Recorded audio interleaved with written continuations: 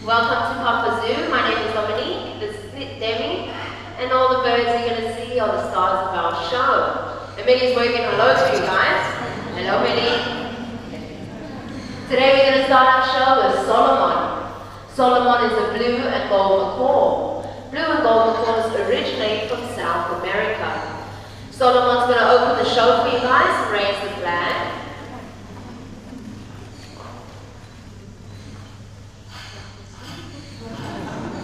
Okay, good boy, go.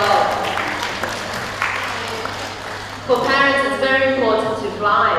In the wild, they can fly 50-60 kilometers in an hour.